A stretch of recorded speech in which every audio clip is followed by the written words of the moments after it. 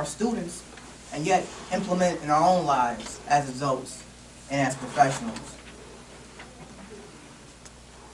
So for me, when it comes to social emotional learning, I'm very passionate about it, right? And then I got to thinking about why does this hit home? It began in the classroom and the students that I worked with, but it started back to my time as a second grader at Garfield Elementary School, right? Garfield Elementary School. The no excuse school where thought is taught, commitment is crucial, where dreamers dream. I still remember that motto. We used to say that every single morning, right? And you figure when pictures are taken, when are they usually taken? Beginning of the year, maybe, what, September, October? And when I look at this photo as a second grader, and I know it's kind of blurred, I feel very indifferent about it, right? In it I can see my son and me, right, as a second-year-old. But then it kind of takes me back to where I was at that point in my life, right? Because after this photo, I would say about a month or two later, my life changed, right? My life changed. I had a house fire, right, where I lost my sister. A sister who was 4 years old, right? Where we lost everything. Displaced from the home, etc. So I had to go to another school, right? South Side, Chicago, as opposed to being in the suburbs. Quite different, right? Quite different. So when I look at this kid here, this was a kid that was very enthusiastic about school. I love school, right? Some of you are kind of young, maybe even a little older, right? But do you guys remember the Pizza Hut certificates for reading? Oh, I love that program, right? That was my motivation. I want to go get me a personal pan pizza. I will read any book you give me and give you a report. That was my motivation, right? That was my motivation. But again, when I moved, I lost my sister. I didn't qualify for special education services, right?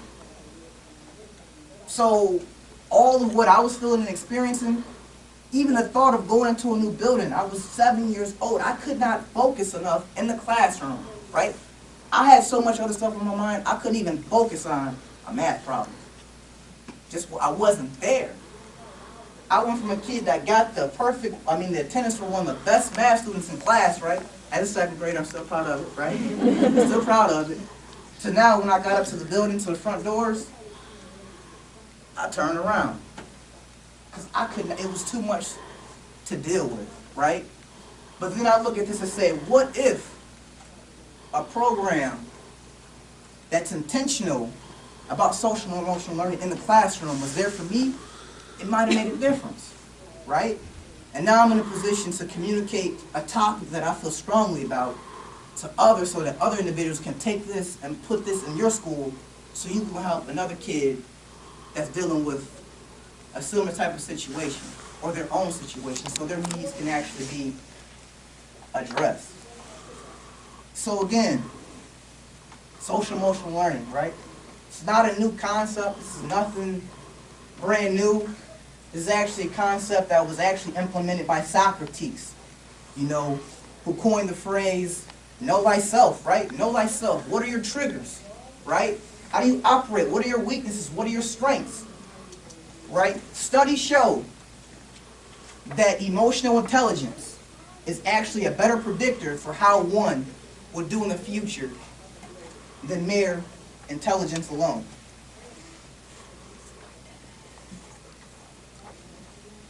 Has anybody heard of Daniel Goleman? He's actually the godfather when it comes to emotional intelligence, right? And he cites that if your emotional abilities are in hand, if you don't have self-awareness, if you're not able to manage your distress and emotions, if you cannot have empathy and have effective relationships no matter how smart you are, right? You're not going to go very far. You're not going to go very far. And this this quote is so important, just to me and what I take away from it.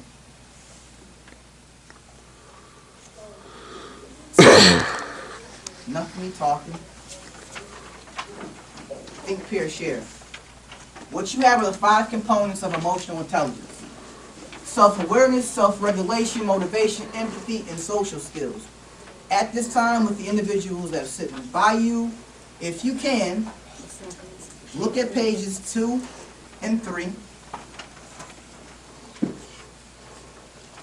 I would like for you to review the 5 components of emotional intelligence, describe how these skills can be incorporated into our daily lives as adults and as professionals, and also that of our students, and also what the long-term benefits may be in terms of in and out of the classroom with the development of these skills. So again, if you can take this time to work with the individual next to you, that would be Jim, I do.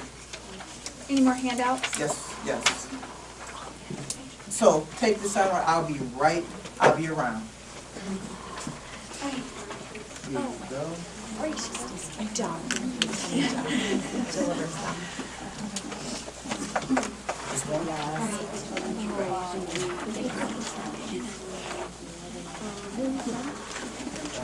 2. Is there one more? No? Incorporate these.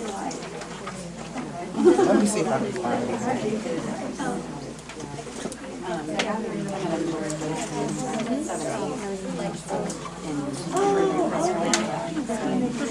I'm going to be wrapping up shortly. We have about another 15 minutes or so. Does anybody want to share out maybe what you learned yourself or what your group talked about and discussed from page 3? Anybody want to share out? Yes, sir. One thing that Laura said really was that the driving force behind all the SEL at her school was the parents. Yes. And I feel like when you get invested in those multiple facets, then you're Yes. really going to see change within your school community. I definitely. The program that we had, that we've implemented, would not have come to fruition if a parent hadn't brought it to the forefront, said, and just really took the initiative to explain, really push it. Right. Anybody else? What you may have gained? Yes, ma'am. A lot of the problems are, on the elementary playground, not in the classroom as much, that playground in that lunchroom where there's not Enough. certified people and nobody's handling the problems that are happening out there. They're just like, oh, they're kids. And, some of that stuff escalates and doesn't, you could just be It's more very on top of difficult it. when they come back to the classroom because Right. it takes They away can't- from instructional time, and plus I don't know what happened. But I totally agree, and it's not anything. What's the staff to student ratio on the playground? Would you say? What was it? Okay. So when doing that, now, is your school, are you guys getting a lot of write-ups and referrals from the playground? You should be. No. Sometimes No? you don't. You should be, The right? answer is tell your teacher.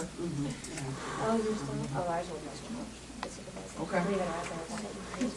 So, But that still goes to, even if they get the write-ups, it still goes to somebody else. It's not handled directly. so when you say the write-ups, it goes to somebody else, like an assistant principal, or? Yeah, I mean, if somebody on the playground writes it up, that means they're not handling directly. You're getting a write-up. So it's not being handled directly on the playground where Right. it's happening when it should be. And because of that, the behavior is continuing.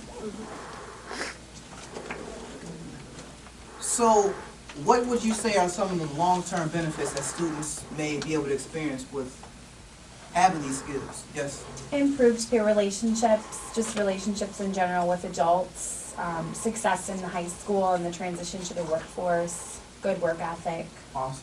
Great. Yes, sir. I think the coping skills too, because it's just going to get harder as they get older. Right. To be able to cope with those emotions and know how to handle that. Right. I think that's good. And one thing I can definitely interject is being at a therapeutic day school. If you hit it right on the head, if you don't develop these skills when they're younger, what you gonna do when they're 16 years old? And they've never developed these skills. It's gonna take that much longer to reach those kids, and by that time it may be too late. But thank you for that comment. So, how do students acquire social emotional learning skills. Talk about explicit instruction which is clear, instruction that provides the teacher and the student the ability to have dialogue with one another, the opportunity to allow students to work within cooperative learning groups, to have conversations and dialogue with one another. Also, practice and feedback. You know, if a student is not doing what they need to do, they need to be redirected. No, Johnny, that's not the way we do that around here. Can you start over? And if the student is even in the hallway and they're running around in the hallway, no, that's not what we do. Go back, start all over, and walk appropriately. Again, that's that practice and that feedback. And it's beyond just basic behavior. We're talking curriculum and instruction as well. You have that student that likes to hurry up and speed through work. Again, are we going to just mark that paper wrong and return it to them? Or are we going to have that conversation with that student? Also, the observation of other students' good behaviors. When students are doing exactly what they need to do and they're following the norms, it's important to praise students so that individuals, yes ma'am. When you say that, those kids get picked on too. Because they don't have status, right? Because they don't have status. So how do you guys counter that for those kids that don't have status? Those kids that are smart. You might want to pair them up with a kid that does have status. That's a great opportunity, right? When you talk about your learning groups, your tier 1, tier 2, tier 3 students. Sounds like those kids are tier 1, and the bullies and the kids with status are tier 3, peer learning. That's an opportunity to provide a sense of friendship for the student that's being bullied, that doesn't have status, and also to help the other student that's lower academically, to help achieve academically as well. Also the reflection on experiences. I think as teachers, we have to stop being so robotic. You know, we have to have the ability to reflect our own personal experiences, our experiences to our students as well, which are appropriate, of course. So allow individuals to see that we are humans just like they are as well, and also provide those opportunities for students to voice their opinions and concerns as well in a healthy manner. And again, the research just shows that these applications have to be school-wide. These have to be the norms established for your entire building. You can't have one class doing them and the rest of the class is not doing it at all, because it's caused a sense of dysfunction. So, the time is about 2:20. The last thing I have for you is a sample lesson plan. I believe that's on page 4 or so.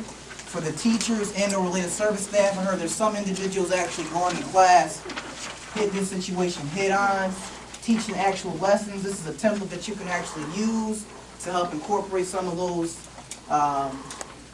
lessons in your classrooms. And also some other questions for you guys to consider as far as administratively, or if these programs are not up and running within your school and or district. You know, how can we implement SEL into the curriculum rather than be a related service staff going in there hitting that up? Or is SEL addressed within your school or district improvement plans? Why or why not? So these are some things that you guys can consider, and maybe even just kind of take with you when you guys leave today. We have about a couple minutes to go. Any questions, comments, concerns? Yes. We are, as a school district, we are really acknowledging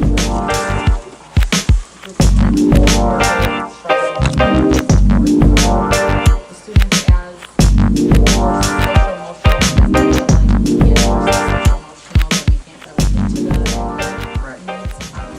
how would you go about, like, we don't really know where to start, and I know you said that a parent really advocated for your district. I mean, I think Yes. I don't know. She suggested the program. And I know it's money, and I know that I heard on there that there was a social emotional coordinator. Yes. I like that idea as well. But we don't have a social emotional curriculum for our district. We don't, I mean, there's not really learning standards for them. Essentially, I mean, we have them in early childhood, but There actually are some social emotional learning standards for K through 12. Well, but do they really focus? I mean, that's a start, Yeah. but I definitely think it'll probably start with your elementary level superintendent. And Okay. maybe even Yeah, that's what we're trying to talk with them. doing a about. presentation while they're there to talk about and discuss the need and make it a priority within your school and district improvement plan. Yeah. Anybody else? Again, the time is about 2:25. I had from 2:30. If you don't mind, if you just want to sit, converse, feel free to do so. And if you would like to leave, I have no problem with that as well. I thank you for choosing the social emotional session. You guys have a great rest of the day.